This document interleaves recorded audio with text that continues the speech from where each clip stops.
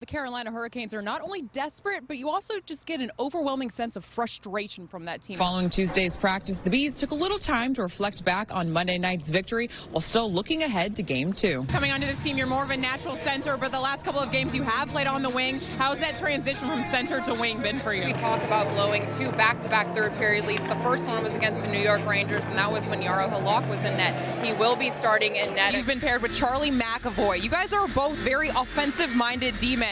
How is that partnership really developing? Peter Mrazek did not get pulled over the weekend. Does he get the call tonight in Game 3, you think? Tom, that is a fantastic question, and I wish I had the answer for you, but Rod Brind'Amour, their head coach, was completely tight-lipped this morning. Welcome to NESN Sports Today, presented by People's United Bank. I'm your host, Alex Kraemer. Following the news of the loss of David Pastrnak, Don Sweeney spoke very highly of the leadership in this room. As one of the leaders on this team, what is going to be the key element of getting through this adversity? There will be absolutely no changes to the Boston Bruins lineup tonight, but the question on everyone's mind is, well, who's going to be the Hurricanes goaltender? You guys really talked about playing smart, simple hockey in that third period.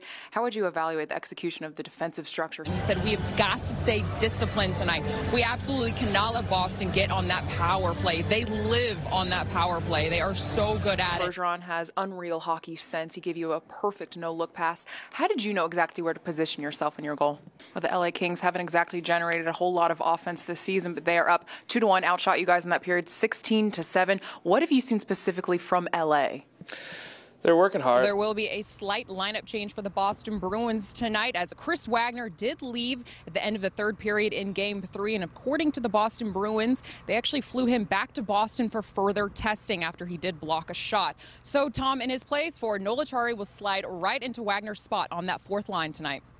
All right, Alex, thanks very much. We appreciate the live report. Colorado's top line is still considered one of the best lines in hockey, scoring 45% of their entire team's goal total. How do you shut them down? You try your best. Bring in Alex Kraemer, who has more on the return of David Pastrnak. Hi, Alex. Hey, Dale, that's right. The Bruins are off of their low-carb diet. David Pastrnak is back in the lineup tonight. Now, head coach Bruce Cassidy told us this morning when a player injures a finger or a hand, of course, they can always condition. They can skate, they can run, and that's exactly what David Pastrnak is doing. Troy Krug scored last night. Brandon Carlo had his first of the season in the game prior.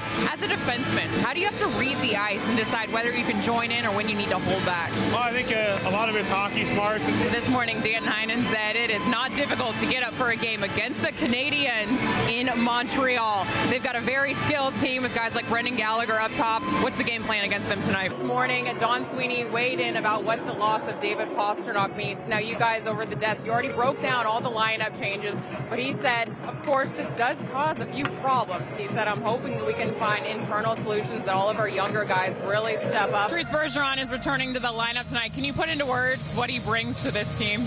No, you can't. I mean, the guy does everything for us. When you're playing a team like the Nashville Predators, who have defensemen who really get activated offensively, what do you need to be more aware of out there on the ice? Just the fact that they're going to try and beat you up ice as a forward on the forecheck. You don't really have to run them through the glass. Just get a little bump on them. Busy trade deadline day today around the NHL, and the Bruins have reportedly received Marcus Johansson from the Devils. Wayne Simmons is off to Nashville. Mark Stone is off to Vegas. Any surprises for you today? Well, the only surprise that I have is that we were so busy I didn't even have time to put a suit on. You know. Let's look at our division with Tampa obviously in the top, Toronto right behind us, Montreal. What happens if the season were to end today? Well, right now, the way it sets up is that the Boston Bruins would play the Toronto Maple Leafs. Brind'Amour has never pulled a goaltender in the regular season, so that's not something that he would have done. Again, a lot of chatter that he should have done that. But again, Tom, at this point, we have no idea who their goaltender is going to be. Well, good. Keeps us some suspense as we get ready for the puck to drop. Alex, it's been great chatting with you about the game.